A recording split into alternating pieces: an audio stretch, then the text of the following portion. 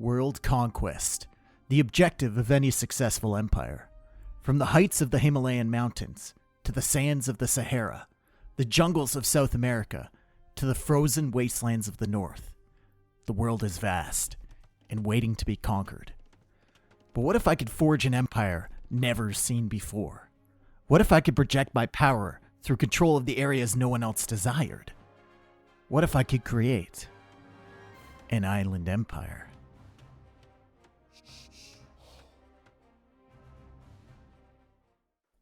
I began my journey in the ice to the south. Having only 3 villagers and a scout, I quickly loaded onto my transport ship and made my way across the ocean. I had decided to play as the Malay, and therefore I would colonize the islands of Malaysia and Indonesia first. I had chosen Malay for a couple reasons. Harbors would provide an excellent defensive structure to protect my island empire. Also, I would need to save on wood, as I wouldn't have that much access across the game. Therefore, cheaper fish traps that last a long time would greatly benefit me. I finally discovered some islands, but there didn't seem to be enough room to establish my town center, so I kept searching. I would need to find the islands of Indonesia. I believe that was the only place that had enough room for a town center. I finally found some land that looked promising. There was enough room here to drop a TC, but I was concerned that this might not be an island, and it wasn't. I would need to head back with my transport ship, load up my villagers once again, and continue my journey.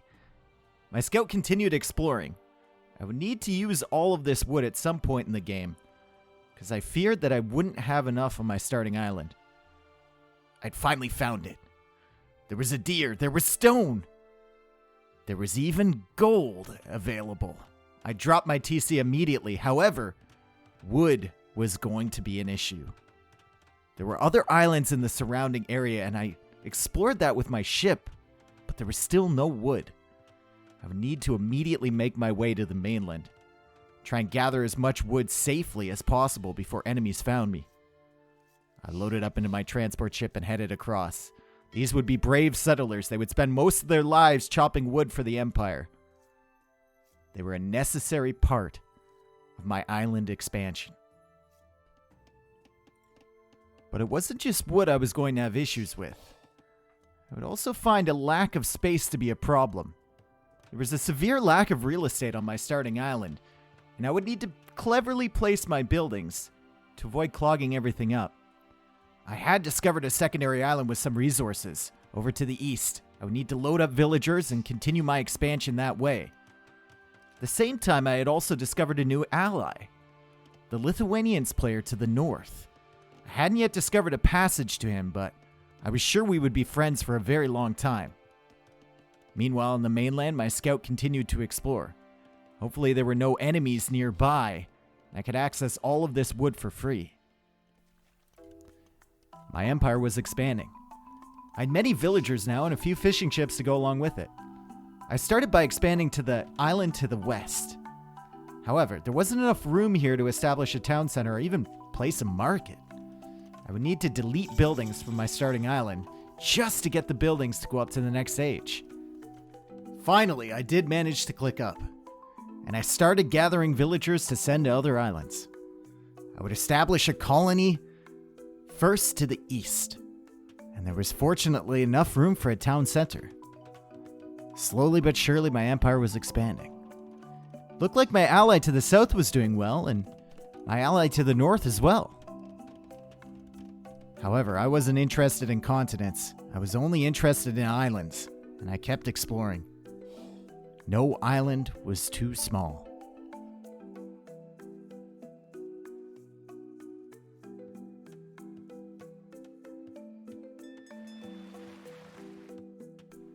It looked like my allies had already set up an early trade route. I would consider getting some trade of my own, but first I would need to expand my control over the islands in my immediate vicinity. To the north, I had also made a new ally, the Vikings. However, they were bordered by a dangerous-looking enemy. I should be safe on my islands. I would avoid conflict at all costs. To the south, I had found new islands. New Zealand had now been colonized. I would start fishing there as well. was at this point that I really started my expansion. I was in Castle Age, capable of making additional TCs. I had many villagers and I was running out of resources. I would need to cross the oceans and brave the dangerous seas to get to new islands. Start expanding my empire. I sent one boat to the east and then north around the Arctic. Meanwhile, my ally was dying. That's why you don't go to the mainland, my friend. Hopefully you could survive and we could continue to build our friendship, but for now, I was busy. The journey through the Arctic Ocean had been long and perilous, but I had finally reached my destination. I would establish a town center here, on the island of Greenland. And it was at this point that my expansion truly began.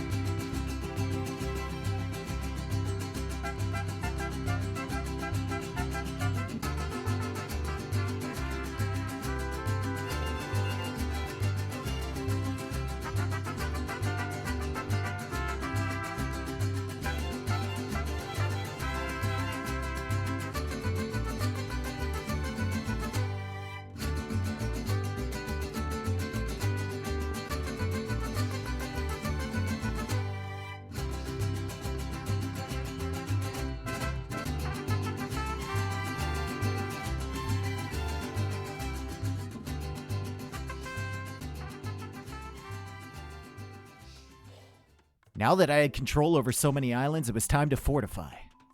I was also approached at the same time by Red, who had a plan to take out Teal. He only asked that I not backstab him. I told him I don't really care about politics and I only cared about islands. And he offered to defend me whenever I called. Surely this would be a lasting friendship, with no betrayals in the future. At the same time, my ally to the south approached me, saying that it would probably be me and him till the end. However, I did notice some bombard towers on my property. I decided to be nice, remind him that this was indeed my island, and ask him politely to leave. I even offered him a deal where he would send me wood and I would allow the bomber towers to stay. Surely my kindness would be conveyed towards him and he would respond in turn, seeing as we would be allies till the end.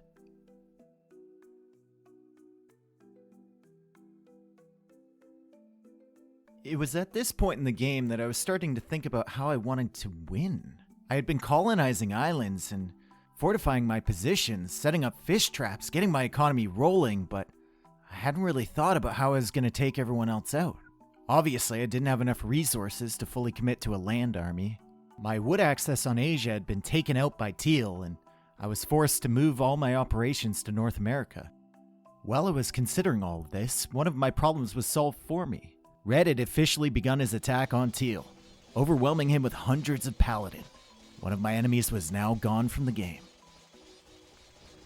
My Viking ally, who had been evicted by Teal, was now in South America, living peacefully in the jungles. I would count on his friendship from this point forward. Yellow continued to build up on Australia. With Vaetoria's, he had access to plenty of wood and I would need to be careful. I don't think I could ever attack his homeland. He had also built bombard towers on New Zealand. It was looking a little bit threatening and I was kind of worried. However, it was at this point that a new threat emerged. In the darkness of Central Africa, the Persians player had begun construction of a wonder. If he completed this wonder and then waited another 500 years, I would lose. I had no land army and no siege to take care of it, so I would need to rely on my allies to do the deed. My home island. I too began construction of a wonder. That would be better defended than the wonder in Africa, so if it ever fell, I would be next in line for victory. My entire plan hinged on my allies. Red began massing paladin near the wonder from the Persians. He went for stone walls and fortifications to protect himself, however, they were allied for the time being. Would Red choose to protect this wonder, or betray? As the paladin streamed in, Purple went for forces of his own, amassing quite a force of halberdiers, scorpions, paladin. At the same time, my wonder was completed, and the countdown had begun. In Africa, the battle lines were set. Massive forces arrayed around the Persian wonder. Would Red choose to turn sides and destroy the wonder for me? And then, the moment came. He enemied Purple and quickly took out the scorpions. He snuck a force of paladin inside and completely destroyed the wonder. I was now next in line for victory. I was now less than 400 years away from a well-deserved victory. I had surrounded my wonder with towers to help protect myself. I was going to delay making a fleet until the last couple hundred years in order to not seem like such a threat. Meanwhile, in South America, Orange had started a wonder of his own. Red, taking a page out of both of our books, began construction on his own wonder. This was incredibly worrying. Red continued his relentless advance into Africa. The Persian player was no longer a factor in this game and resigned shortly after. But his aggression didn't stop there. I noticed siege north of my borders, positioned perfectly to try and attack my wonder. I was so distracted by these engines that I didn't notice the fleet making its way across the Indian Ocean. Elite cannon galleons from the Lithuanians, massing south of my wonder. I was going to delay my fleet in order to seem weak, and goad them into a late wonder attack, thereby defending myself at the last minute. However, Red called me out. He switched me to enemy and immediately targeted my wonder. I noticed quickly enough and switched him back to enemy, but my harbors were no good. I had no fleet to defend myself and my villagers couldn't repair fast enough. My wonder, the cornerstone of my civilization, had fallen. And now Red was in a position to win the game. But I wasn't going to give up. I started by clearing the Navy from Red. I would keep my islands safe for the time being. Maybe I could find a way to snipe Red's wonder. In South America, Orange had completed his wonder slightly before Red. They were currently allied, but I knew that meant nothing to the Red player, having betrayed 2 allies already. I was counting on Red to be distracted by Orange's wonder, building up for a betrayal. And that's when I came up with my dastardly plan. Using my forces on Greenland, I would build up trebuchets and try and launch a sneak attack. It was going to be difficult, and I would need to time it perfectly. Red had castles set up around his wonder. He also had a navy present in the ocean to prevent my transport ship from landing. I would need to make sure he was distracted with Orange, and I would need to scout the way properly in order to land my trebuchets. Fortunately, I did have some lumberjacks left over on North America. My trebuchets were now on Red's lands, and I had found a gap in his defenses. It would only be a few seconds now until I was in position. Red still had no clue I was there. He actually began to gloat, telling Yellow that he would have won the game if he had attacked. I let him know. Revenge for my people, my wonder, my civilization. Die, betrayer.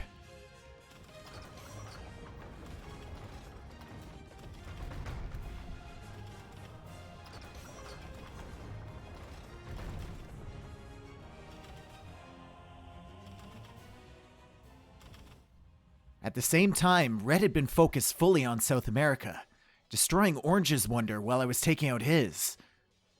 Now there were no wonders left in the game, and it was time to build my second. This time, I would have a navy protecting me. Meanwhile, in North America, Red had begun construction on his second wonder. Orange, not too pleased with the betrayal from earlier, had set up a naval blockade. The Vikings had taken to the seas and were cutting off all of the Lithuanians' access from my island. I no longer had to be worried about transport ships or cannon galleons. Once I cleared up Red's forward, I would be perfectly safe from a sneak attack. Meanwhile, in North America, I continued to take wood. This was the only wood left to me on the map. I didn't have much wood in the bank, and I'd been buying wood all game. I was now paying 501 gold for every 100 wood that I purchased. Near my home island, a new enemy had appeared. I hadn't seen the Huns all game, but the Tarkans didn't seem to be too much of a threat. The Hunnic horde needed to retreat for now, but I was sure he would be back. Something very concerning was happening in Australia. Yellow had begun construction on his own wonder. There was only one villager building it for now, but if he ever completed it, I had nothing to assault those fortifications. With bombard towers, Victorias, castles, and a navy of his own, it would be impossible for me to take out that wonder. For now, I would focus on defense. My navy was ready, and my ships were positively spinning with excitement. While I was distracted by Yellow, the Huns returned for a second attack, this time bringing trebuchets of their own to try and snipe my wonder. I'd be lying if I said this one went any better than the first. My fleet was easily able to dispatch the Hunnic invaders.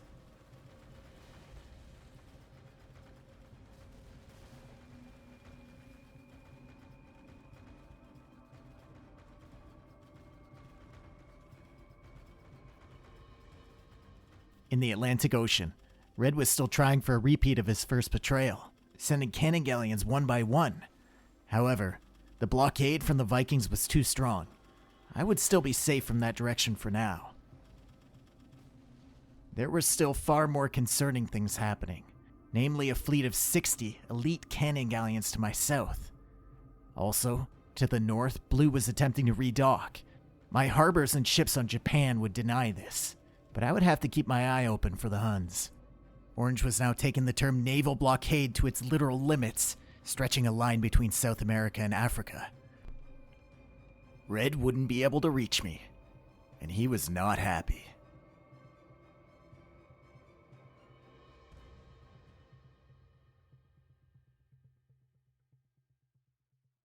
But Red was still a threat. Realizing he couldn't reach me by conventional means, he started conspiring with Yellow, telling him he would delete his wonder if he attacked. And that's when he did it. My Portuguese ally, who had been with me through the entire game, set me to enemy and began his attack. My bases on New Guinea and New Zealand were swiftly destroyed, and then the onslaught began.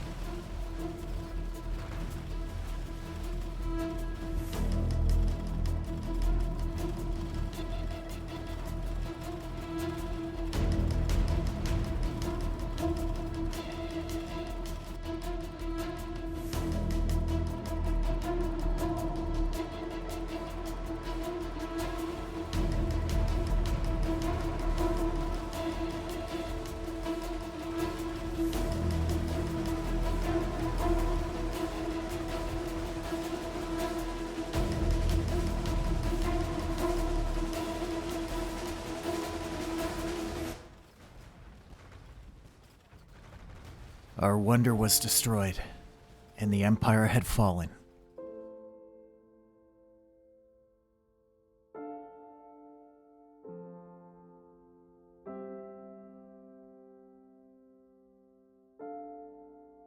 As the final remnants of my civilization crumbled into dust, I bid my opponent farewell and faded away.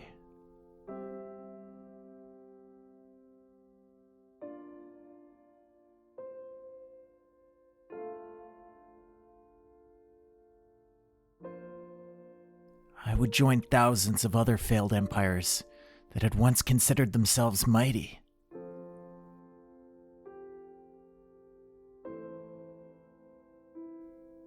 But my people would carry on our spirit, and my descendants would remember.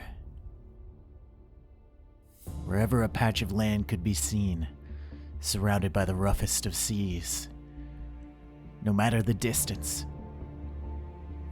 or the cost, we were there.